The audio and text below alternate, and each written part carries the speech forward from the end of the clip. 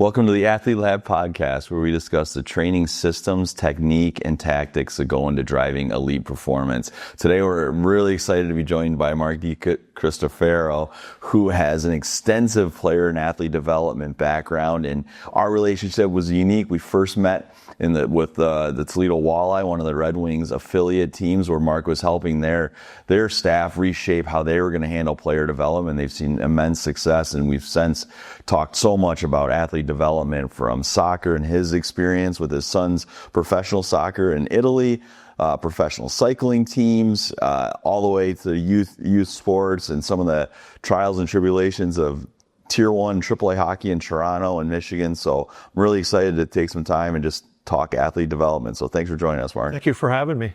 So first, let's talk about PRL Sports. That's your day job, if you will. Yeah. So talk me through that and like how that all came to be. So PRL Sports is the sport performance side has been around for about 8-9 years now, and so we started in software. That's kind of our core competency, and we were strictly doing custom software for pro teams, and you realize very quickly that that model doesn't have a long life. And so about 5 years ago, we started what we call sport performance as a service. And so we take our software and we work with teams, organizations on two fronts. So we can still write you that custom software piece that the pro teams need and they want to see, or leagues. We just did a big project for the ECHL with how they manage their athletes coming into the league and signing contracts. Or you can, we do our athlete management system. But inside that, the problem we found, or the hurdle we found, whether it's at the prep school level, the semi-pro level, even at the Division I level, is resources and assets. And those resources and assets can be, manifold, but it typically is money and people. And so we come in where we use our staff to manage and monitor the athletes. And we do that from our location in Toronto. And we've got a number of clients across various sports where the data comes into our software system, and our team of analysts monitor and report back to, whether it's an athletic therapist, a strength and conditioning coach, a performance coach, on the data we're seeing. So we're not trying to make their life harder, we're trying to make it easier. And so that's what we do on a day-to-day basis. And in North America, it's slowly catching. I wouldn't say the wheel is completely turning. We have a lot more success in Europe, but in North America, we're starting to see some traction with teams now. So you get this opportunity, you get in these rooms around these coaching staffs, and you're trying to help solve their problems, and you're seeing what they're doing on a day-to-day basis. So talk me through some of the things that you'd see like the most innovative, and regardless of sport, that maybe teams or coaches are doing to try to gain that little bit of an edge. Yeah. So, I guess when we come into any new team, our first approach is really as an observer and to watch, right? And we have to let people know that in that first year, we're going to do a lot of observation to see what's going on inside those organizations. And then, we're going to work into this education piece. And then, by year 3 is when we really start making some change and seeing some differences happening in there. I always tell people when I speak, when it comes to athlete development, and we were to put it on a pyramid, I would put at the top of that pyramid cycling and soccer as kind of the tip of that pyramid. And they're doing things and always pushing the envelope. And then we just keep, kind of layering it down to sports along the bottom that are, still wrestling with change for whatever reason. Right? But cycling and soccer really seem to be pushing the envelope, whether it's, a weight room that is heated, north of 180 degrees, so sauna type, to increase the recovery of an athlete. So they'll work out in this heat-induced room. Or, we were talking earlier about cycling. I was over in Italy, and one of the teams we work with was using inhalers, carbon inhalers, which have, now been banned.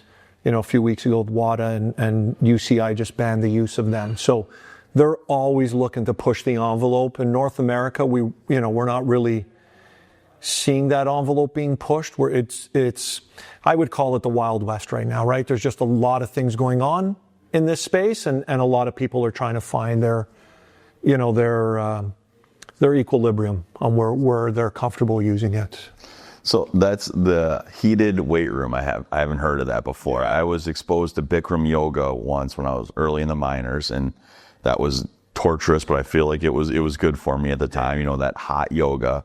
I've been around I've heard the stories of some of the players who would ride the stationary bike in a sauna, but I haven't heard the strength training. So what's that? So I was in Tottenham, and they have it in their facility. So they have a weight room that would be 10,000 square feet. So it just mimicked their other weight room.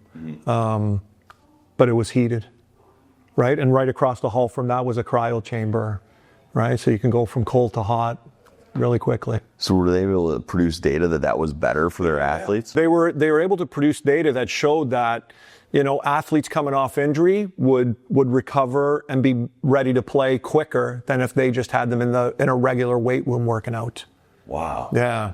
So when they're doing that's how I immediately think of like the investment they must have made. We're going to make a matching weight room, and we're going to make it really hot. Yeah. And that's going to be better for the athletes. We had 3 facilities up in Toronto, which we've, since sold off. But when I came back from that trip, at one of the facilities, I was talking to my partner. I said, "This is what we're going to do. We're going to raise the temperature in here, right?" And so we cranked it right up, and you could see the difference. Players were under a lot more stress working out in that heated environment.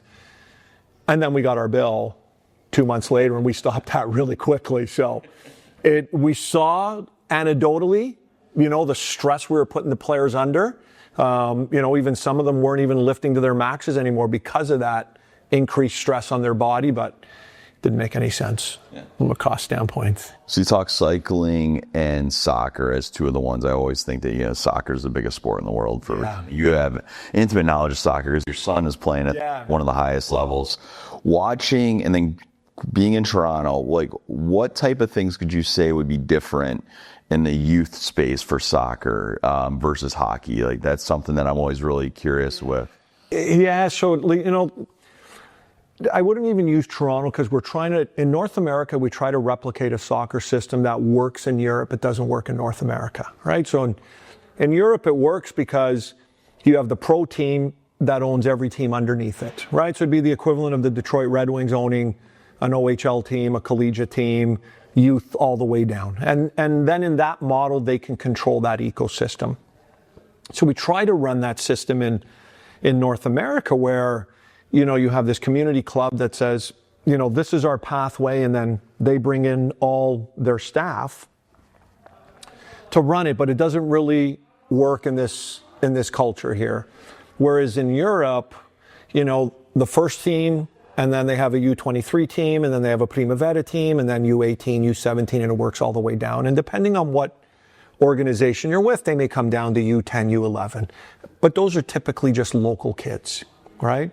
And so the one thing that I noticed over there, and it's funny because in Toronto, you would fail your coaching license. So it's one of the first practices I watched and I videoed. The coach had the team doing the same passing drill for 35 minutes.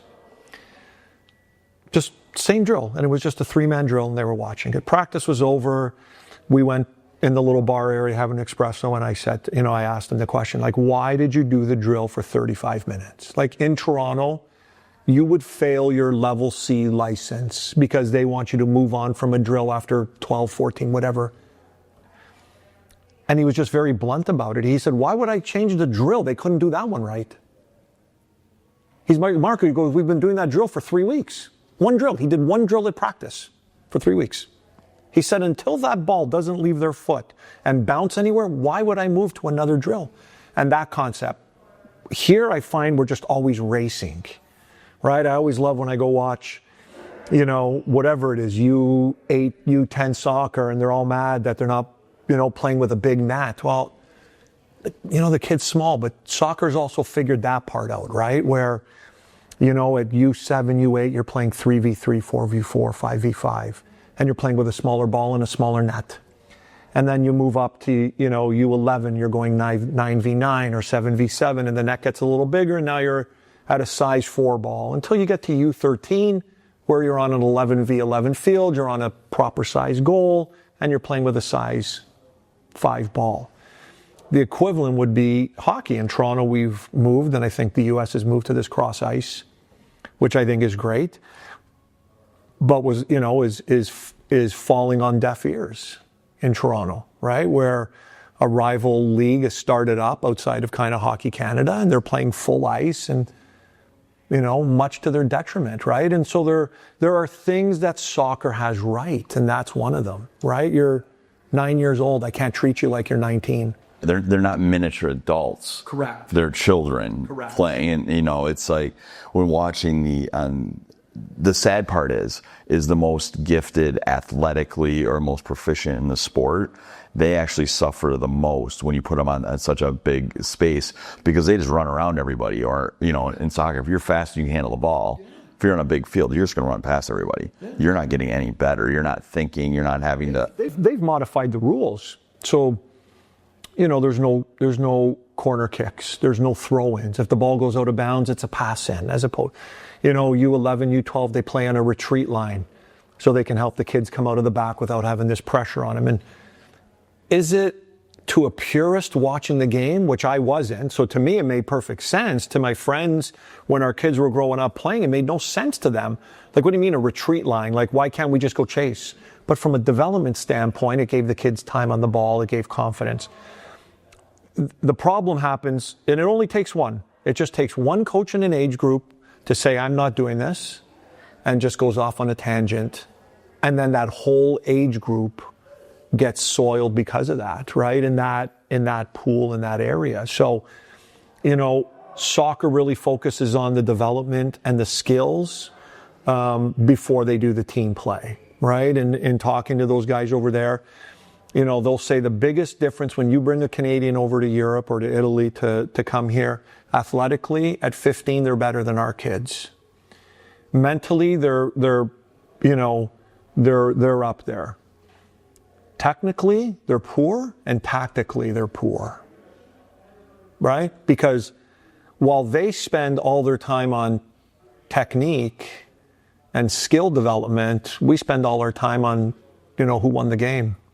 Exactly. Right? And it's funny, as you get older, you realize that's a disservice to them, right? And so there's got to be a better way than that. It is, and it's like the non-traditional size fields or ice rinks, it's such a small portion of their hockey playing life. Right. So if you're talking about these smaller, although I think some adult leagues would probably like going back to the small sheets. Yeah, no, it would work for them. Yeah, exactly. But it's such a small investment in their future and the fun of what they're having and the thinking part of it. It's interesting you say that the technical is more important, because I don't know if I would have guessed that. I would have thought that it would be more of the situational awareness. So those are the 4 pillars they measure a player on: mental, athletic, technical, tactical. And they'll tell you, we don't need the player to be great at everything, but we can't have him poor at everything, right? So that player in the middle is the one that they're always looking to work on and be able to improve, right? And part of that is understanding where that kid is. We talked about at lunch, right? Chronological age versus biological age, right? The whole peak height velocity, right? Which is commonplace in European football, but is a foreign concept here, right? Dive into that. Right? So we can have 2 10-year-old kids. So, chronologically, they're 10 years old because that's what their birth dates say. But biologically, we can have a 12-year-old and a 9-year-old. And that's a big difference in their development. And we understand that in soccer. And so we measure these kids and we put them through these, it's a simple test. And we've monitored where they are and where that runway is. And so if we have 2 12-year-old kids, and I've got one kid who's, 4 months away from kind of his maturation hitting, and I've got one kid who's 2 months into his 3-year, or he's a year away from his maturation or puberty even beginning, from a development standpoint, and they're similar athletically, we're going to spend our time on that kid, that kid that we call the late developer, right? He's a late developer, but, he just didn't all of a sudden get good. That didn't happen. He just grew up. Right. Right? It's, there's, you see it in hockey a lot, right? Why does a player dominate at 14 and 15, right? There's a kid in the NHL, we got to Toronto, dominated at 14 and 15, and then got into the OHL and didn't dominate as much. Well, because you were so much older, more mature than everyone you played against.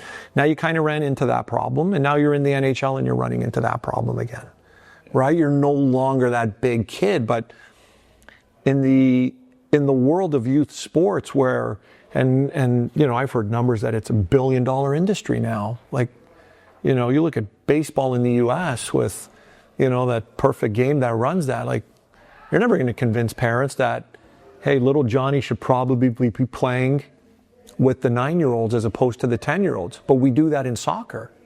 We can move kids down age groups, right?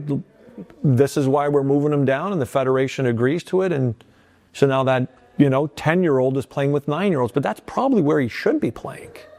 For that period of time until he hits his... It's not saying that he's a bad athlete. No, that's just where you are. Right. Right? In your maturation, not in... Now, all that gets thrown out the window if that kid is just superior athletically. Then we just keep him where he is. But if we think he'll develop and gain more by going down an age group, that's where he should be. So if you were to say that these kids, I've read and heard different things about the windows of trainability, and like when strength can be added, when technical skill can be added. Like, I've heard of the term the golden age of skill development. Is there anything that you see as, I know it's a gray area as you're explaining. Is there any time players, athletes at 12 and I'm making up numbers, 12 to 15, this is when they really need to be training, or what type of things have you seen around the world in that? So in Italy, they have a saying in Italian, and I'll translate it, which is, the first thing you need is God had to give you something. That's just the first part of it. And so, there's that book, Malcolm Gladwell, on the 10,000 hours, right? And people have latched onto that, and we got to train. That only works if God gave you this piece.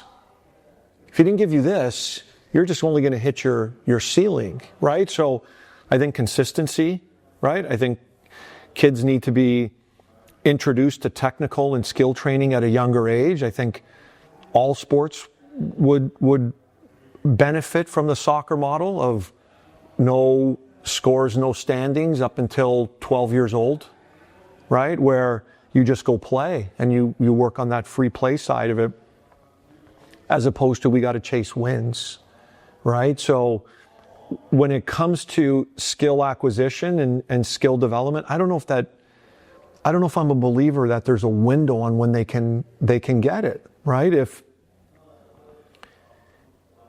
If God gave you some DNA, you're going to figure that out at 13, as you will at 15, right? So I think sometimes it comes down to, did the kid pick the right sport? Yeah. Right? As much as my younger son loved basketball, being vertically challenged at a younger age, basketball really wasn't where he should go. Now that he's had his growth spurt, and he's a taller, maybe now it makes more sense, right? But, he's also 17. So I don't think it becomes a skill acquisition window. I think it becomes a professional or a collegiate. Can all these pieces come together before you turn 19 and go to school? Can all these pieces come together before you turn 16 and get drafted in the OHL? Can all these pieces come together before you turn 17 and European soccer is able to grab anyone from around the world? right? So that's what I think. I think that's more a function than it is, hey, you got to be in here at 10 years old trying to gather this stuff, right? So yeah, no, that's interesting. And like, I think that there's so many different areas of that, and there's so many dynamics of like enjoyability for a kid playing. It's how much of his friends involved, like how much pressure does that athlete feel? How are they enjoying? What's the reasons why they're enjoying it? And that's hard. That's nearly impossible to quantify. Well, and I think you also get to a certain age where the sport doesn't get fun anymore. I think there's that age where the sport flips and it becomes a business. And if you don't love the sport's not going to love you back. And then you got a real problem. That's when you see that drop off in the kids, right? They never really loved it. They never really loved it. And then when it got hard, and hard is a very, varying term. Why did it get hard? Well, because I got drafted to the Flint Firebirds and there's 20 other kids that are as good as me, right? I'm at Michigan and there's 9 other first-round draft picks here. Now it got hard. I got to work for that extra time and those extra minutes. I don't really love the game that much to put in that extra time. I was good at it because my dad put me in hockey at 2 years old, right? I was good at it because I just grew at 10, and when I played basketball with everyone, I was just towering over them. It's easy for me. It was just easy for me. So that's how I see it, right? Like, you're going to get to that point where it becomes a business very quickly, and then you got to have that love for it. I say this all the time. It's the parents' role before that point to make sure that you're just fostering your kids' enjoyment of the sport. Yeah. If they love it, if it's a positive experience for them, every time they'll keep going, and then they can make that decision and someone say, stay close enough to be awesome when it's time to put in that extra work. And I think you got to understand where you are in the pyramid. Like, you don't treat a kid in an academy setting as you do a kid in a local soccer association in Europe. You don't treat a kid playing AAA hockey the same you do as a kid playing single A hockey. They have 2 varying degrees of why they're playing the game, right? They may end up eventually at the same spot. But while they're in these pathways, this kid at this elite box, he wants certain things. This kid at the single A doesn't want any of that. He wants his buddies. He wants one tournament away where they get to sleep over, and there better be a pool at them, and he better be able to swim all 3 nights he's there. And, the way I just had to have this conversation with a friend of mine. He coaches U12, and they were at a tournament in town, and no need for them to stay over, but one of the parents decided they were going to rent a hotel room. A couple of parents decided to rent a hotel. And he called me at like 11 o'clock in the morning, and he's like, I don't know what to do. And I was like, what's wrong? And he's like, well, we play at 4 o'clock today. I'm like, okay, I'm still not, he's like, one of the mothers rented a hotel room, and now 6 of the kids are at the hotel and they're swimming. I said, Fonz, I'm missing, what's wrong with this? It's like, we play at 4, they're going to be tired. I'm like, Fonz, you're single A hockey. Why are you not there swimming with the kids? Does it really matter? It's single A. They're going to remember that pool and that with their friends more later. Oh, and called him the next day. They won the game, but he was still won the game too. Yeah, he was still livid about kids wanting to swim. So I think that plays a big role in it, right? And look, anytime a parent, that's a big difference. So the kids playing in an academy setting in Europe don't pay, right? So everyone just keeps quiet because it's on their dime. Here, with how much youth sports is becoming, parents want to say, and if they don't want to say, they at least want to see that boxes are being checked. The problem with boxes being checked is they're just boxes being checked. So while the parent actually thinks they're getting this they're really just getting boxes checked. And that becomes a problem. All right, that's the best youth organizations are trying to check those boxes, but also do it. And it's everybody wants the same thing for these athletes, all the coaches, if that's whatever, you always want and regardless of the level, the American League, the ECHL, the NCAA, the coaches, the sports staff, they want these athletes to fulfill their, highest aspirations And, I'd often say, like, everyone wants to have that same picture on the wall of that player holding the Stanley Cup. And it could be their youth coach, it could be the strength coach in the summer, it could be their coach in the minor league, because that's like everyone's in it for the same reason.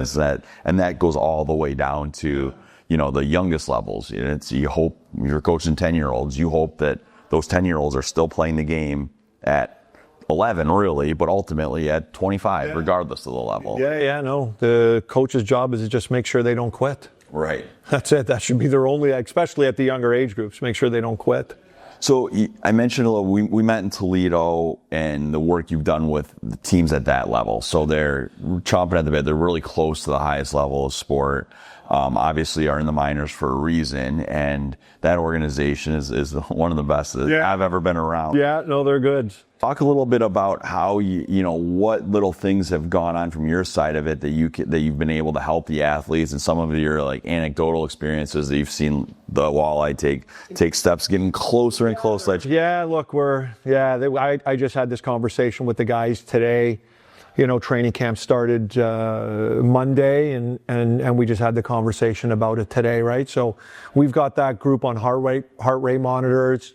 They weigh in and out every day. We do wellness forms with them. We're doing some testing, some weekly testing with them on counter movement jumps and different things like that. And as I said to all of them, as long as, like, I've known the coaching staff for a while, they don't listen to what I say when it comes to who goes on the ice on a power play or in the last minute of the game. So don't think anything I'm collecting here is here to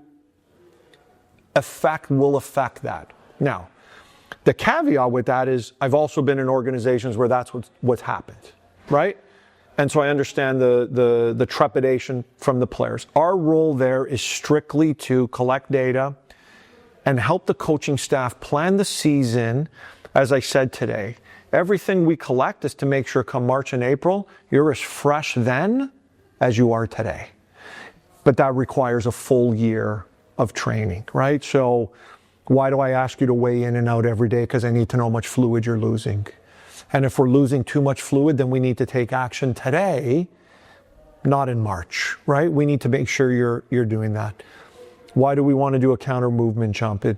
That one metric on its own doesn't really tell us if there's a lot of fatigue in the athlete. There's actually some inverse studies that show, day after game, player going on a counter movement jump is jumping higher than they did on, 3 days rest.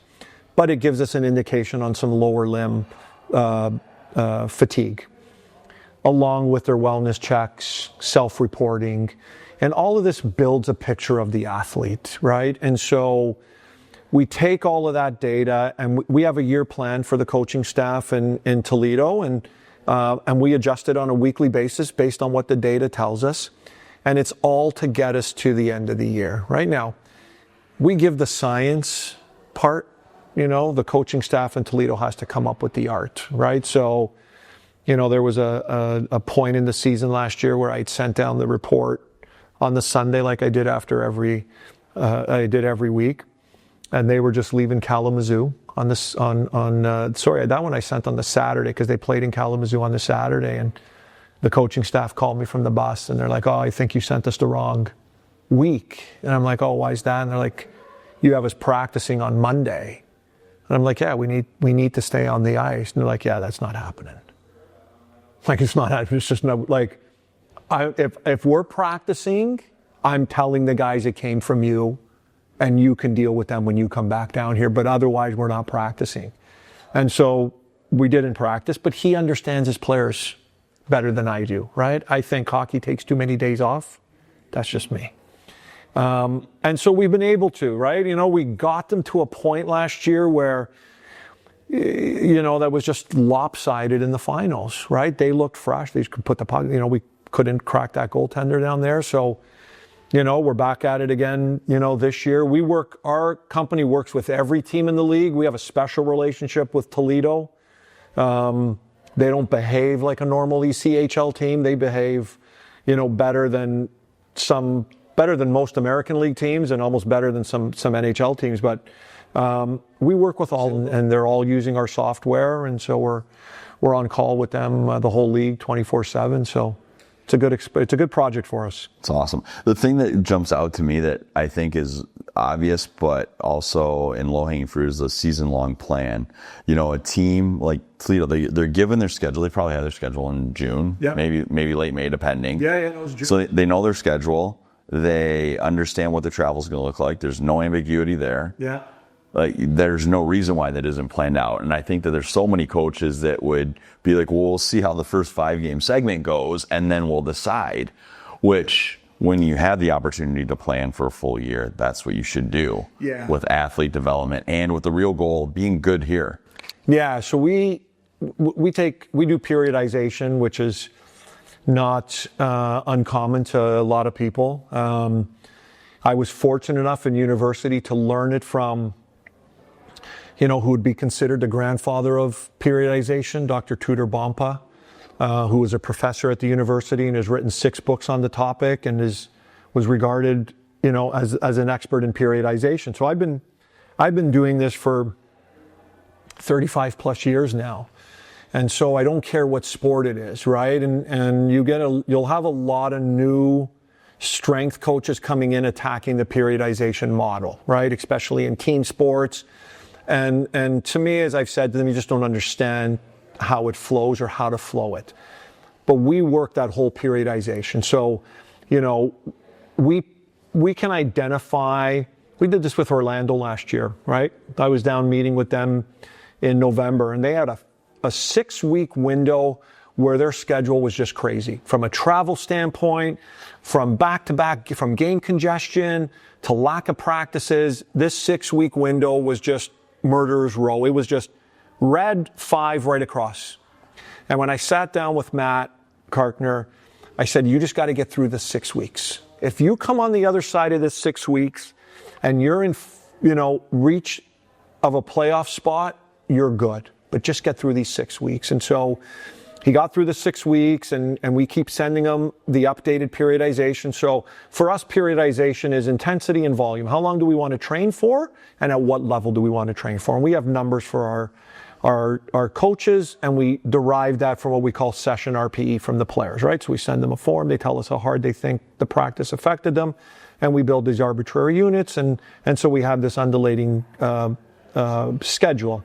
And so, we may go, 50, 60%, 80%, 80%, 70% game day -1, where we're at 50%, and then we get into the games and we get into travel and all that type of stuff. And so now Orlando makes the playoff, last team to make the playoffs. They're playing the first place team, South Carolina. So I send Matt the whole 7-game schedule, and he calls me and he's like, are you sure about this?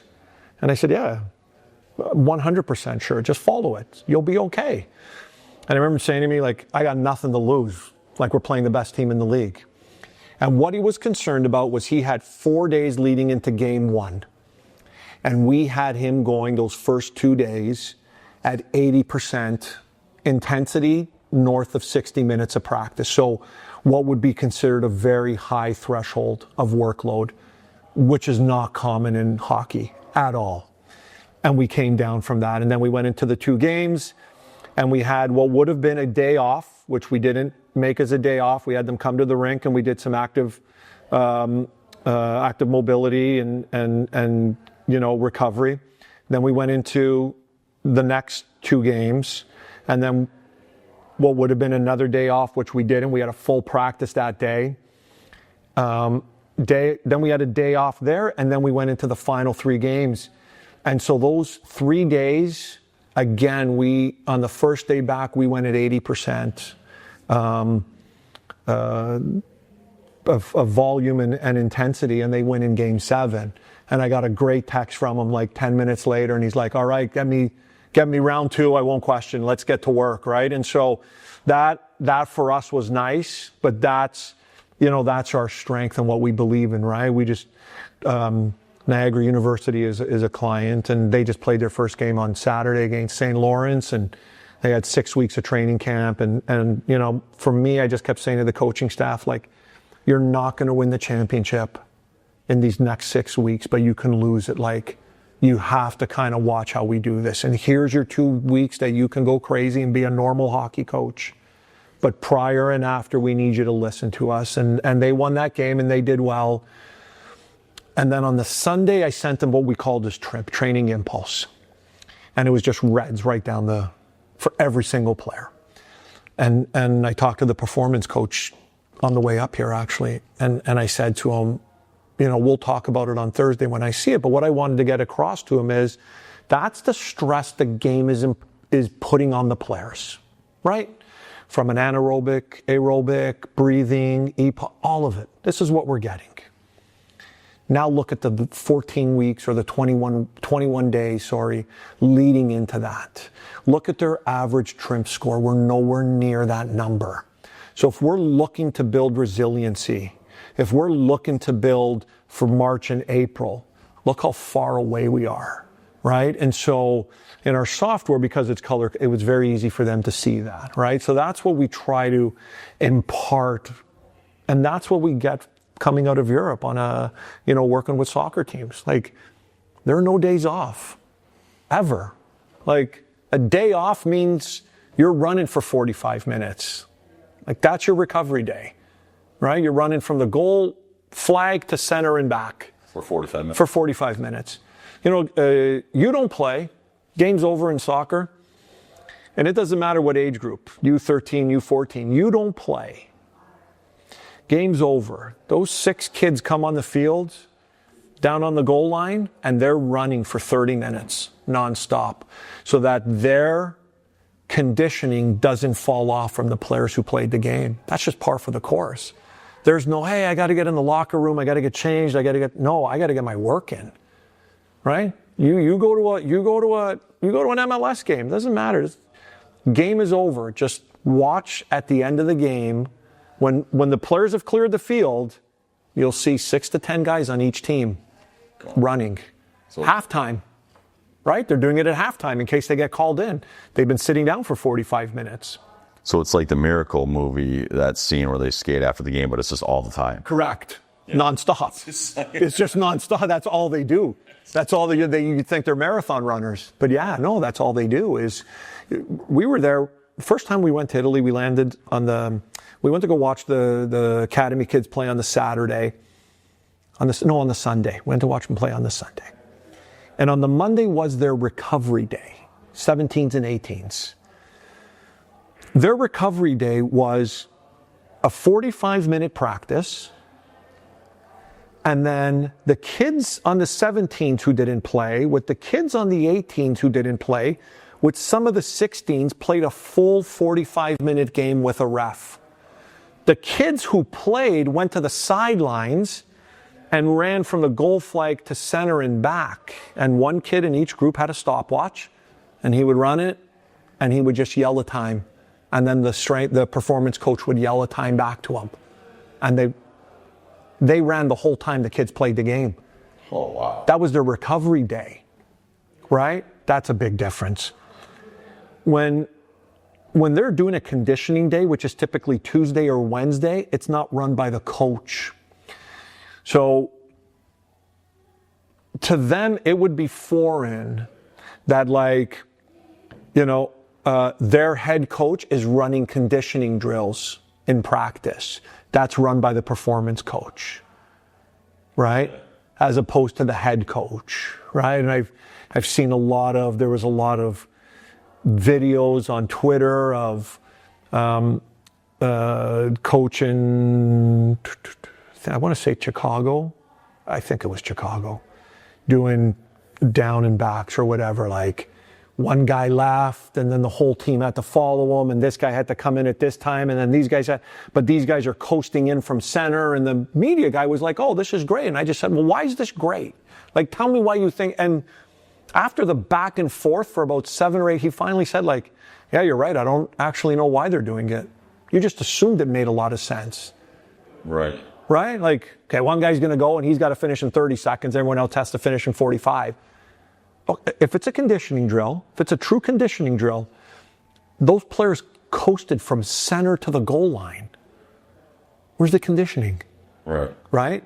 You're training something. This is not what you need to train. What you thought you were. So you would never get, Spinelli running, goalie conditioning. That's run by the performance coach. It's an interesting concept. I think in the head coaches in certain cultures, like they want to have control over everything, sort of relinquish control on one aspect of it. But yet maybe they're quick to relinquish control in goalie training or something that they don't feel most comfortable about. But conditioning training, I think that's something that's really interesting to just think about in general.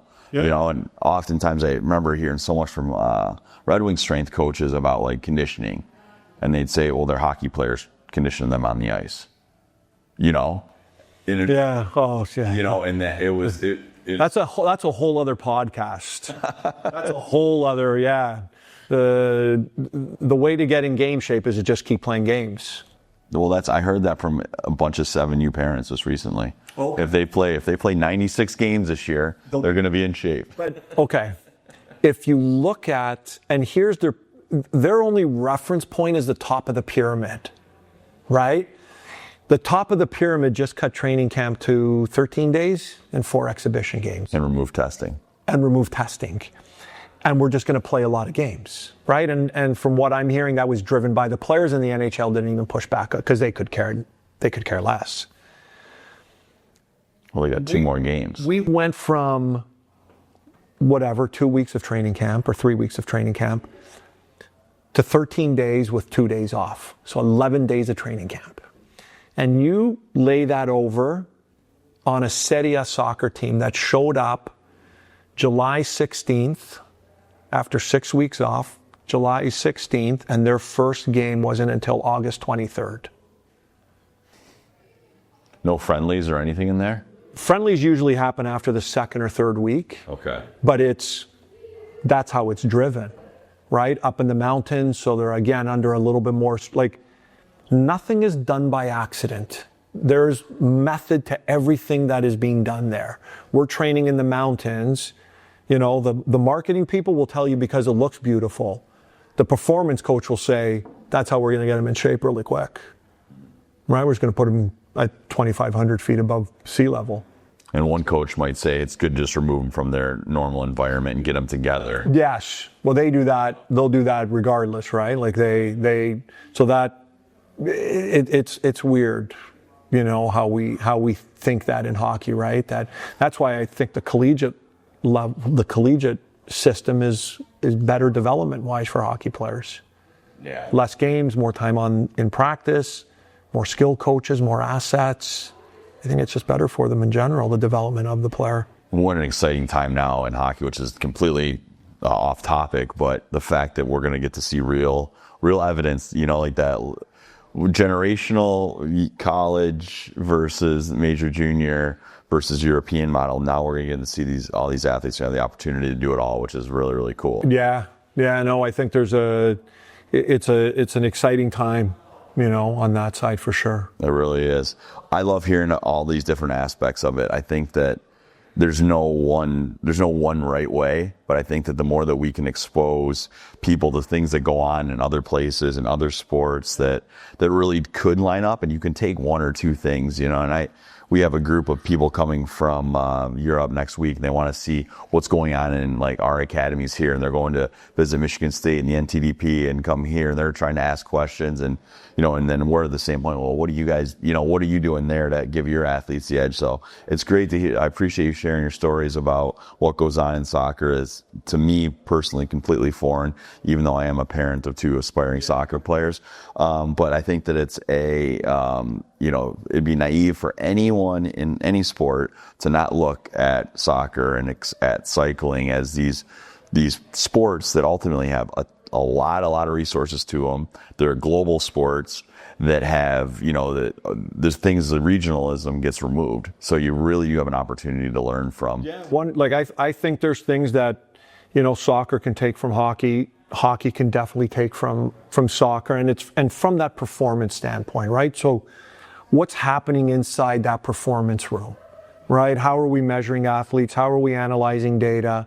And then how are we, taking that and making change on the field, or on the ice here, right? So I think hockey, if we're talking hockey, has a long way to go. They're behind on that, but I think, if people are open to it, they can catch up to that pretty quickly. Yeah, and leave it at that. Be open-minded. Yeah. Be open to it. Yeah. Be inquisitive. Exactly. Right? The best at the tops are always asking questions, and yeah, that's very true. Well, thank you so much for taking the time and sharing your insights and your experience. I really appreciate it. And thank you for having me. I enjoyed it. Thank you.